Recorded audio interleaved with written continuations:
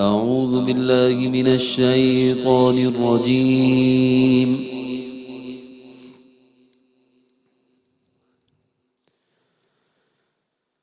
بسم الله الرحمن الرحيم.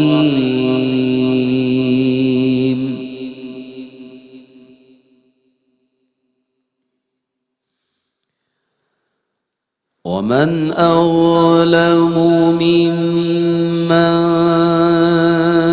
كتم شهادة عنده من الله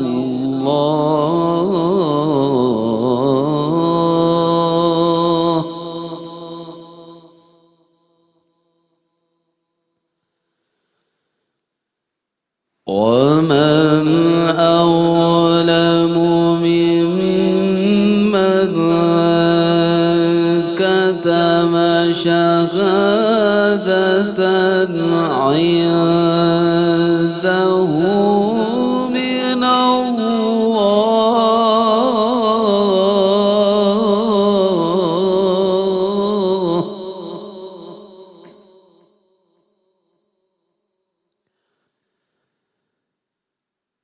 وما الله بغافل عما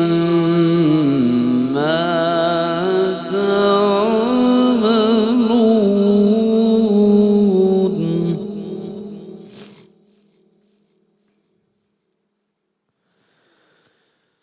ومن أظلم ممن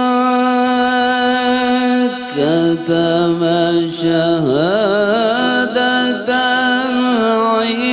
عنده من الله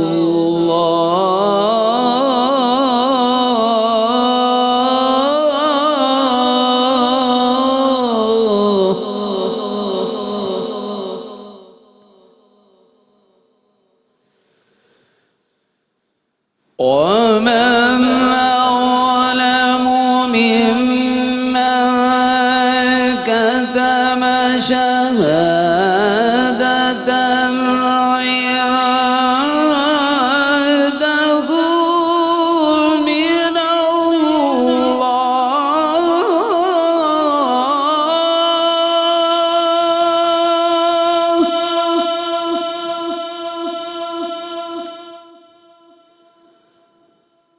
وما الله بغافل عما تعملون.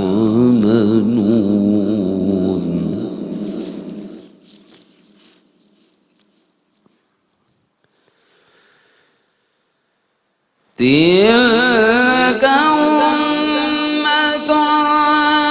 قد خلت لها ما كسبت ولكم ما كسبتم ولا تسألون عما كانوا يعملون.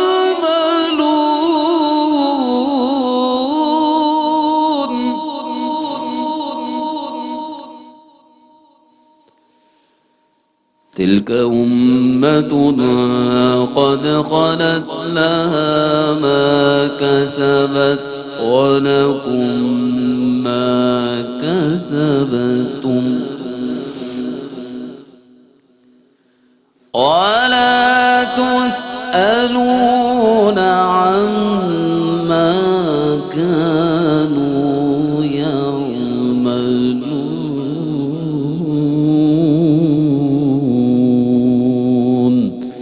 صدق الله العظيم. نحمده ونصلي ونسلم على رسوله الكريم اما بعد فاعوذ باللہ من الشیطان الرجیم بسم اللہ الرحمن الرحیم. سامعین و ناظرین السلام علیکم ورحمۃ اللہ وبرکاتہ. الحمدللہ درس قرآن کے اس پروگرام میں ہم پھر ایک دفعہ ساتھ ہیں. حسب معمول قاری صاحب نے بڑی خوبصورت آواز میں سورہ بقرہ کی آیات 140 اور 141 کی تلاوت کی. اس کا ترجمہ ہم دیکھتے ہیں، پھر اس کی تفسیر کی طرف بڑھیں گے۔ رب کائنات نے ارشاد فرمایا، اور اس سے زیادہ ظالم کون ہوگا جس نے اس شہادت کو چھپایا جو اس کے پاس اللہ کی طرف سے ہے، اور اللہ تمہارے کاموں سے غافل نہیں ہے، اور وہ ایک امت ہے جو گزر چکی ہے، اس نے جو کام کیے اس کے لیے ان کا بدلہ ہے، اور تم نے جو کام کیے تمہارے لیے ان کا بدلہ ہے، اور ان کے کاموں کے متعلق تم سے کوئی سوال نہیں کیا جائے گا۔ سامعین محترم، ان آیات میں اللہ پاک نے یہود کا تذکرہ کیا ہے، اور آیت 140 کا آدھا حصہ ہم نے پچھلے پروگرام میں ترجمہ و تفسیر کے ساتھ بیان کیا تھا، جس میں اللہ پاک نے وہ جو یہودیوں حضرت ابراہیم علیہ السلام کو، دیگر انبیاء کرام کو یہودی کہتے تھے اور نصارہ کہتے تھے، اس کا اللہ پاک نے جو ہے وہ رد کیا، اور اس کے ساتھ ساتھ یہ بھی بیان فرمایا اب یہاں کہ ومن اظلم، اس سے زیادہ ظالم کون ہوگا، یعنی یہ سب سے بڑا ظالم بندہ ہے جس کا یہ عمل بیان ہو رہا ہے۔ کیا عمل؟ کہ اس نے اللہ کی طرف سے جو شہادت ہے، گواہی ہے، اس کو چھپا لیا ہے۔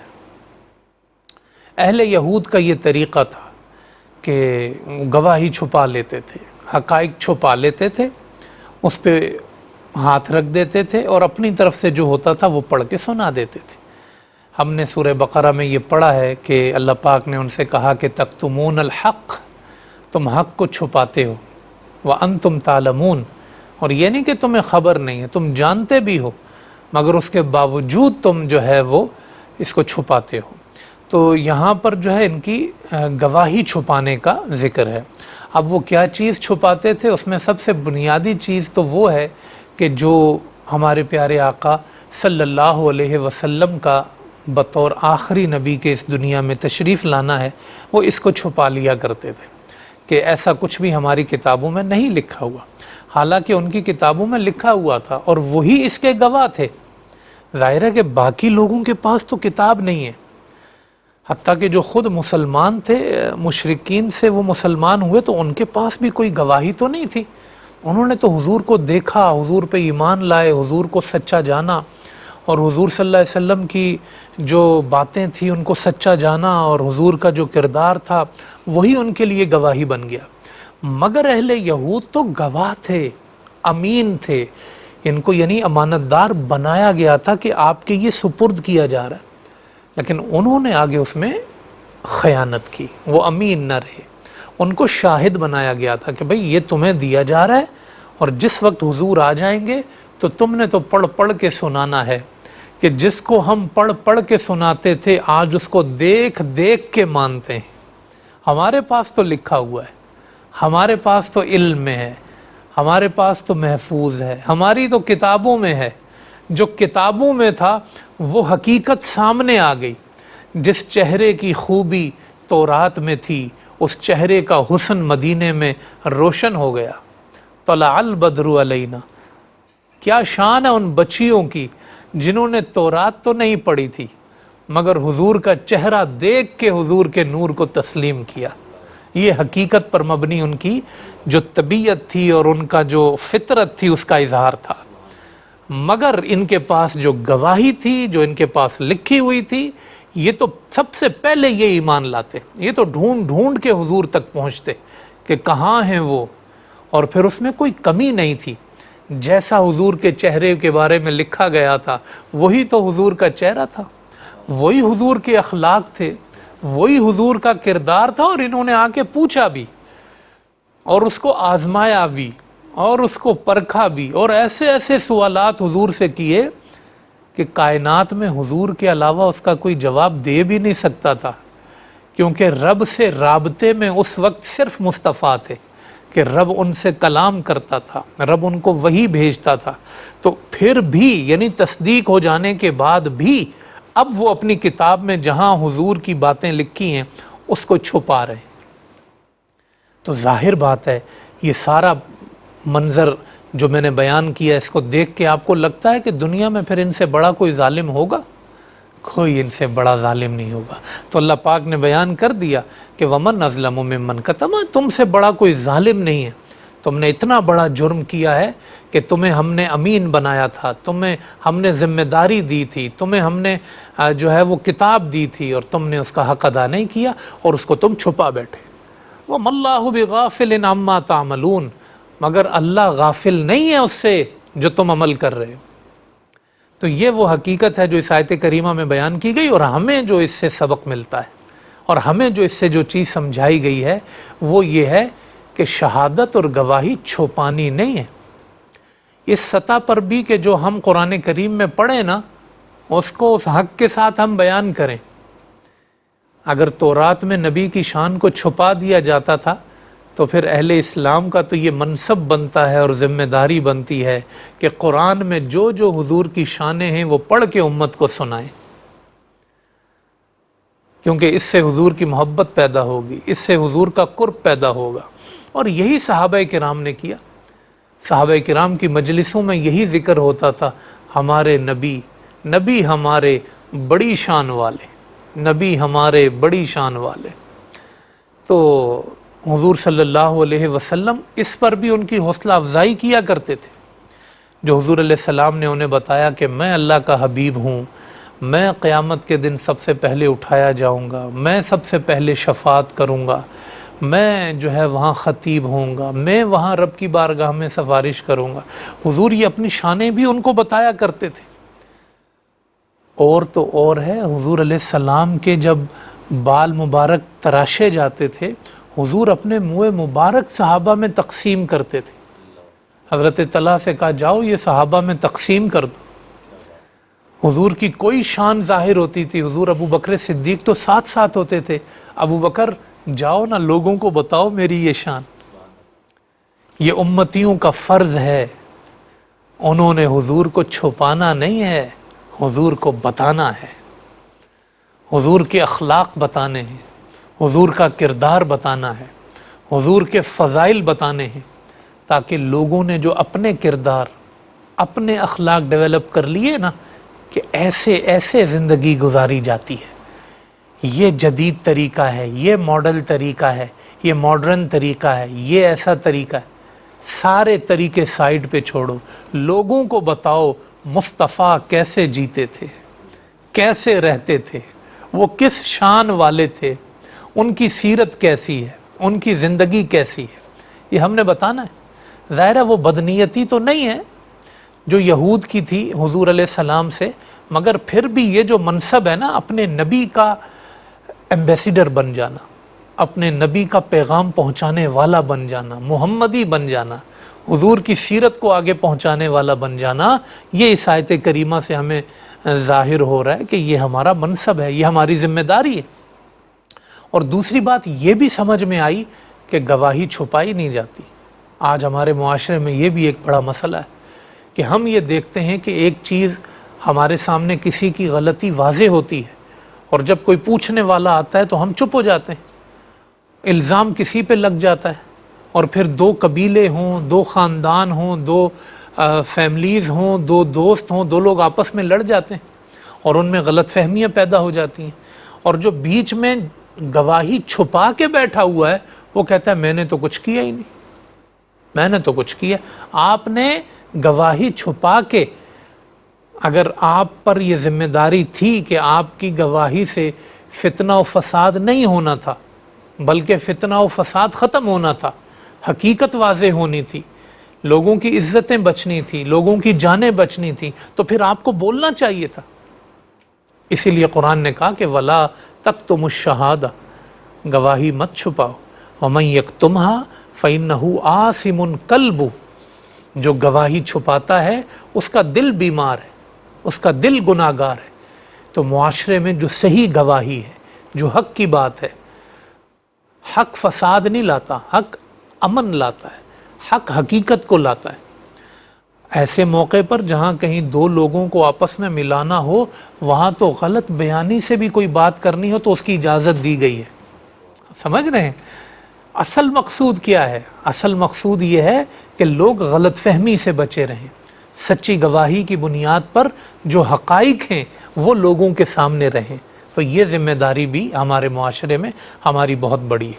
تو فرمایا کہ وَمَا اللَّهُ بِغَافِلٍ عَمَّا تَعْمَلُونَ، اور اللہ غافل نہیں ہے جو تم عمل کرتے ہو۔ پھر آیت نمبر 140 میں فرمایا کہ تِلْکَ أُمَّةٌ، وہ ایک امت ہے، وہ ایک گروہ ہے جو گزر چکا، لہا ما کسبت ولکم ما کسبتم، انہوں نے جو کیا وہ ان کے ذمے، جو تم کر رہے ہو وہ تمہارے ذمے۔ یہود یہی کرتے تھے، وہ اپنے پچھلوں کی کہانیاں لے کے بیٹھ جاتے تھے اور ان کی چیزیں بیان کرتے رہتے تھے، اور اس میں اپنی مکس چیزیں بھی کرتے رہتے تھے، غلط بیانیوں سے بھی کام لیتے رہتے تھے۔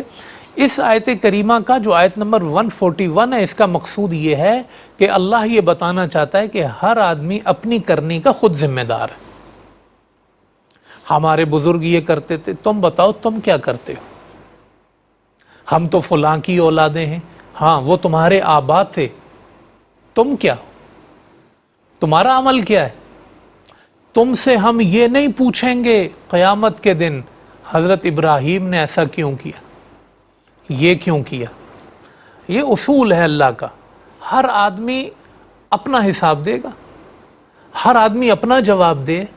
تم اپنی کرنیوں کا بتاؤ، جو تم کر رہے ہو وہ کیا ہے۔ ہمارے ہاں بھی ایسا ہی ہے، بہت ساری جگہوں پر آپ دیکھیں گے کہ ہمارے بزرگ بڑے نیک تھے تو ہمیں ضرورت ہی نہیں ہے پھر نیکی کی، یعنی کہتے تو نہیں ہے لیکن ان کا مطلب یہی ہے کہ میں بڑے نیک لوگوں کی اولاد ہوں اور میرے اپنے کرتوت جیسے بھی ہوں، اور لوگ بھی پیچھے پیچھے کہ بڑے بزرگوں کی اولاد ہیں، خود ٹھیک نہیں ہے، چلو ہیں تو بزرگوں۔ یہ وہ کانسیپٹ ہے جس نے امت کو تباہ کر کے رکھ دی، جس نے جو ہے وہ ایک بڑے نشے من کے اندر جو ہے وہ زاغوں کا تصرف پیدا کیا۔ ہم تو بڑوں کی اولاد ہیں، بھائی وہ کردار کہاں ہے، وہ عمل کہاں ہے، وہ نیکی کہاں ہے جو انہوں نے اپنائی تھی۔ اور یہی اللہ نے دیکھیں یہود سے کہا ہے کہ دنیا مانتی ہے تم حضرت ابراہیم کی اولاد، مگر حضرت ابراہیم کی طرح بنو تو صحیح، ان کی سیرت پہ عمل تو کرو، جیسے وہ خدا سے ڈرنے والے تھے خدا سے ڈرو، جیسے وہ نماز پڑھنے والے تھے ویسے نماز پڑھو، جیسے وہ پاکیزگی پہ چلنے والے تھے ویسے پاکیزگی پہ چلو۔ تلک امۃ قد خلت، وہ جا چکے ہیں، لہا ما کسبت ولکم ما کسبتم، تم سے وہ پوچھا جائے گا جو تم نے کیا ہے، تم سے پچھلوں کے بارے میں نہیں پوچھا جائے گا کہ وہ کیسے تھے اور انہوں نے کیا عمل کیے، تم اس کا جواب دو، یہ نہیں ہوگا، تم سے تمہارا پوچھا جائے گا۔ تو اس لیے ہم میں سے ہر شخص کو اپنی ذمہ داری قبول کرنی ہوگی، ہم میں سے ہر شخص کو یہ طے کرنا ہوگا کہ میرے عمل کیا ہیں، میں اس کا جواب دہ ہوں، کہیں میں قیامت کے دن شرمندہ نہ کر دیا جاؤں کہ تم نے اپنے بڑوں کا نام تو لیا مگر ان کے وارث و جانشین ہونے کا حق ادا نہیں کیا۔ تو فرمایا وَلَا تُسْأَلُونَ عَمَّا كَانُوا يَعْمَلُونَ، اور تم سے نہیں پوچھا جائے گا وہ جو عمل کیا کرتے تھے۔ یہ آپ سمجھ لیں کہ عرب کا ایک محاورہ بھی ہے کہ تمہاری کرنی تم سے پوچھی جائے گی، کسی اور سے نہیں پوچھی جائے گی۔ تو یہ اس حقیقت کو یہودیوں نے بڑے اچھی طرح سمجھ لیا اس آیت سے کہ اللہ کیا کہنا چاہتا ہے ہم سے اور کس طرح ہمیں ہماری حقیقت کی طرف اللہ متوجہ کر رہا ہے۔ اللہ پاک سے دعا ہے کہ ان آیات کی تفسیر کو سمجھنے کی عمل کی توفیق ہم سب کو اللہ پاک نصیب فرمائے۔ اس سیگمنٹ میں ہم تفسیر کے ساتھ ہم اختتام پر پہنچے، اب وقفے کی طرف ہم بڑھ رہے ہیں، وقفے کے بعد انشاءاللہ حاضر ہوں گے تو اگلی آیت کریمہ کے ترجمے و تفسیر کے ساتھ انشاءاللہ آئیں گے، آپ ہمارے ساتھ رہیے۔ اعوذ باللہ من الشیطان الرجیم،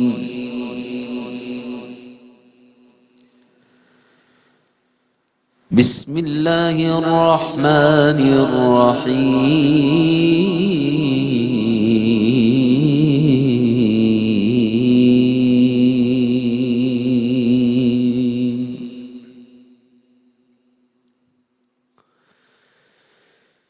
سيقول السفهاء من الناس ما ولاهم عن قبلتهم التي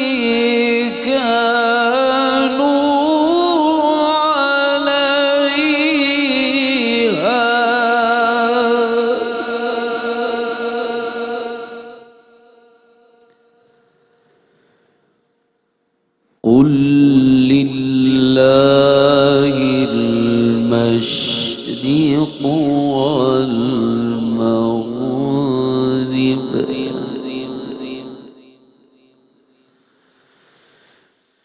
قل لله المشرق والمغرب يهدي من يشاء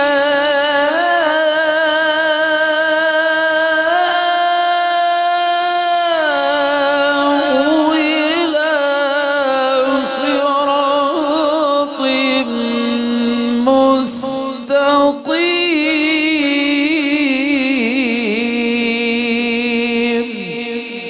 صدق الله العظيم.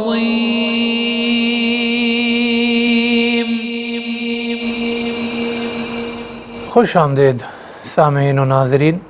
الحمدللہ سورہ بقرہ کی آیت نمبر 142 کی قاری صاحب نے بڑی خوبصورت آواز میں تلاوت فرمائی. اس کا ترجمہ ہم دیکھتے ہیں، پھر اس کی تفسیر کی طرف بڑھیں گے. رب کائنات نے ارشاد فرمایا، ان قریب بے وقوف لوگ کہیں گے کہ ان مسلمانوں کو ان کے اس قبلہ یعنی بیت المقدس سے کس نے پھیر دیا جس پر وہ پہلے تھے. آپ کہیے کہ مشرق اور مغرب اللہ ہی کے ہیں، وہ جسے چاہے صراط مستقیم پر چلاتا ہے.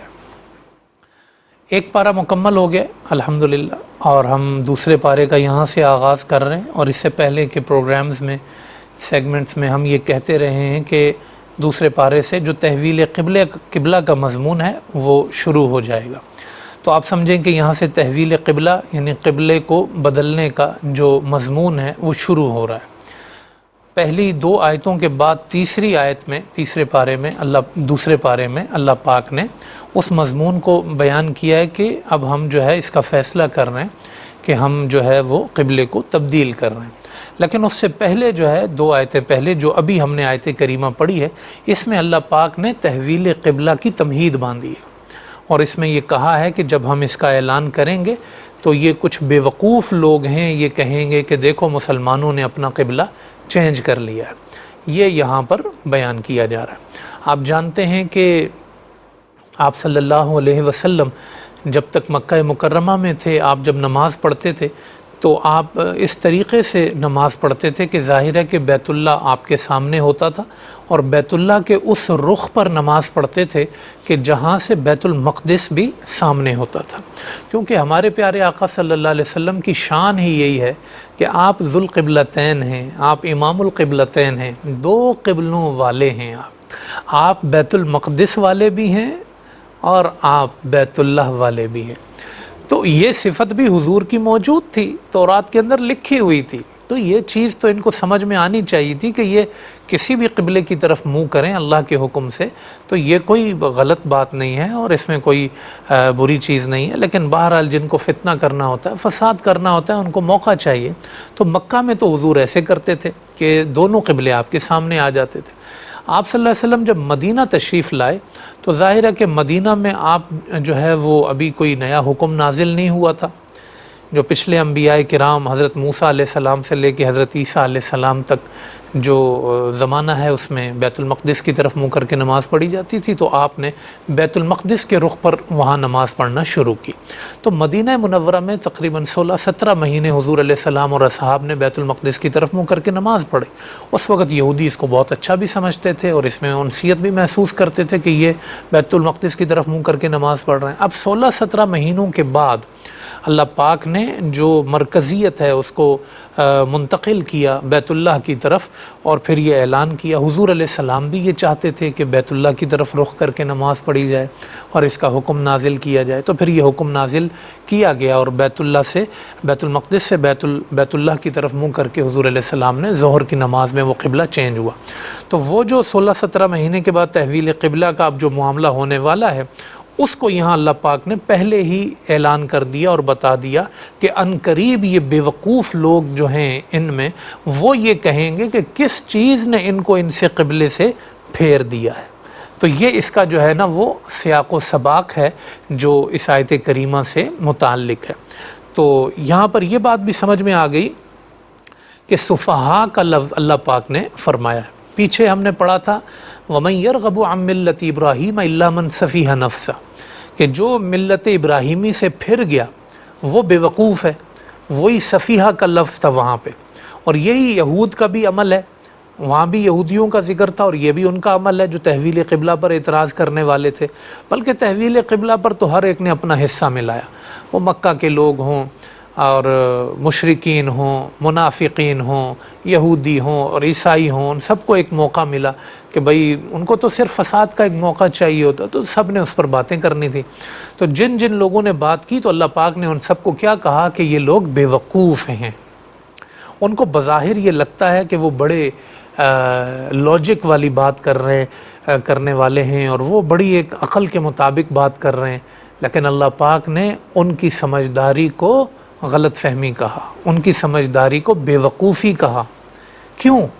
اس لیے کہ جب آپ کی عقل خدا کی وحی کے مقابل آ جائے، جب آپ کی عقل خدا کے حکم کے مقابل آ جائے، تو پھر وہ عقل مندی نہیں رہتی ہے، پھر وہ بے وقوفی ہو جاتی ہے۔ اور یہی جو ہے وہ آج کے زمانے میں بھی جو ہے وہ سمجھنے کی بات ہے، اور آج کے زمانے میں بھی جو ہے وہ بالخصوص جو ہمارے نوجوان ہیں وہ اس چیز کو ضرور اپنے سامنے رکھیں، کیونکہ ظاہر ہے کہ آج لاجک کا دور ہے۔ عقل کو اللہ پاک نے قرآن کریم میں بڑی حوصلہ افزائی کے ساتھ اس کے نور کو بیان کیا ہے، اور عقل کو اپیل کی ہے قرآن کریم نے جگہ جگہ پر۔ ایسا نہیں ہے کہ کوئی خلاف عقل چیزیں ہیں الیاذ باللہ یا خلاف عقل باتیں، مگر جو حقیقت ہے وہ یہ ہے کہ عقل کو ہمیشہ وحی کے تابع رہنا چاہیے۔ جب عقل وحی کے مخالف ہو جاتی ہے تو پھر وہ جتنی بھی زیادہ ہو وہ بے وقوفی بن جاتی ہے۔ اس سے آگے کا جو نور ہے وہ نور وحی کا نور ہے۔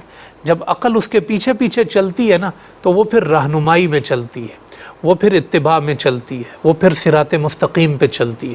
اور جب عقل اتنی بڑھ جائے اور وہ یہ دعوے کرنے لگ جائے کہ نہیں اب جو مجھ سے اگلا نور ہے وہ غلط ہے اور میں ٹھیک ہوں، تو وہ عقل پھر ریورس ہو جاتی ہے، وہ پھر عقل کے بجائے بے وقوفی بن جاتی ہے۔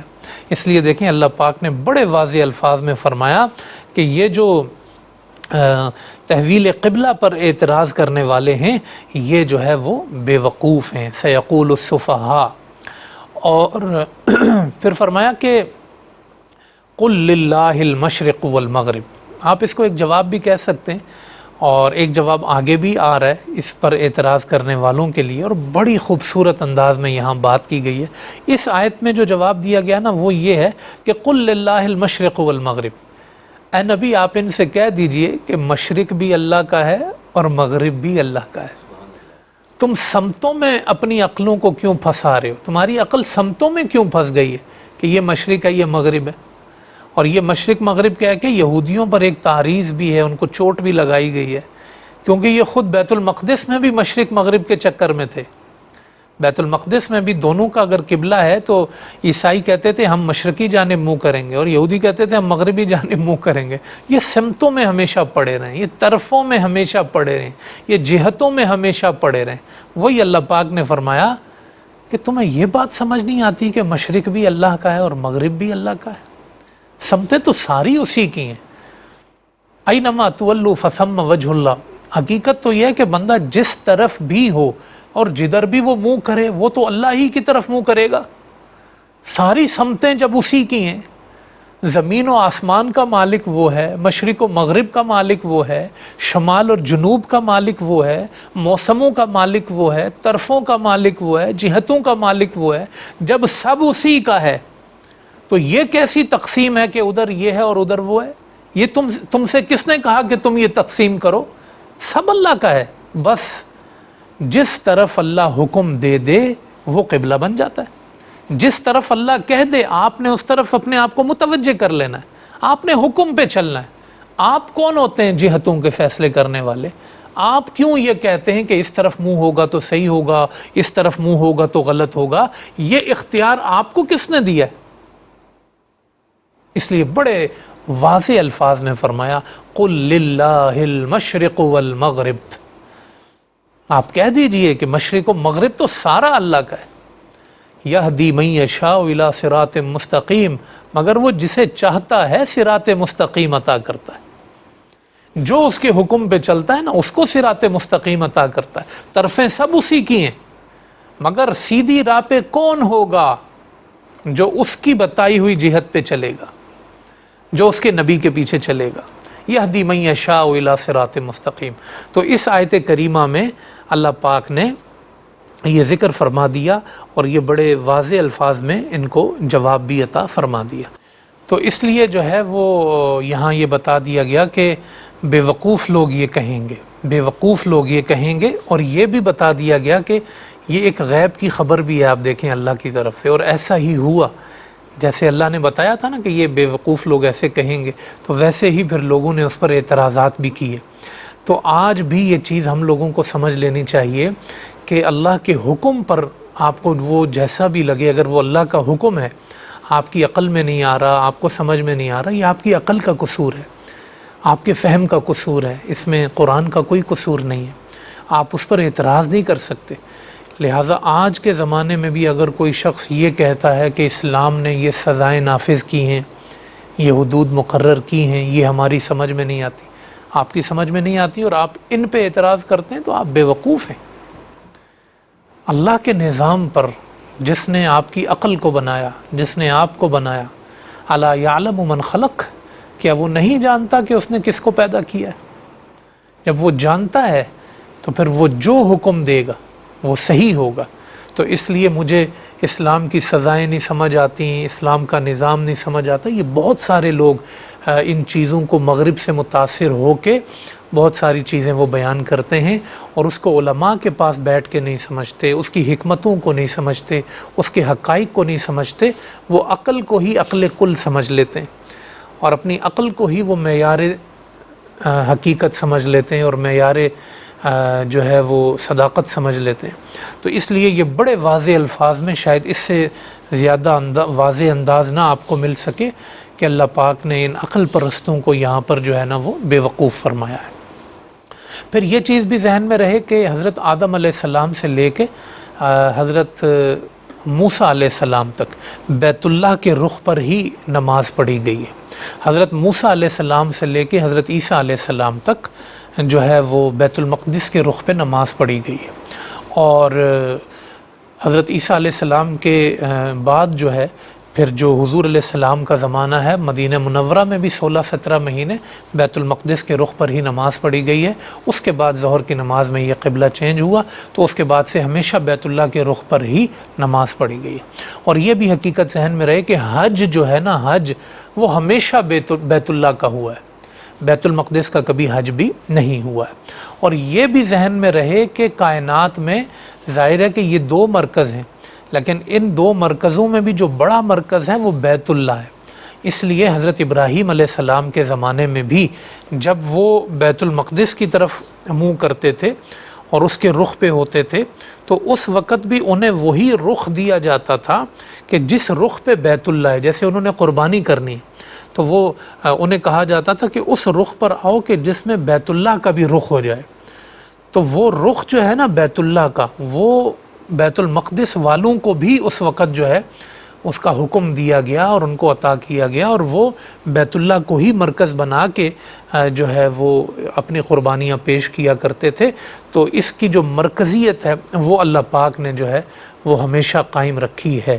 تو اس لیے جو ہے وہ آج ہمارے موجودہ ماحول کے حوالے سے بھی اگر ہم دیکھتے ہیں تو یہ جو دونوں قبلے ہیں، یہ قبلے آپ صلی اللہ علیہ وسلم ہی کے ہیں۔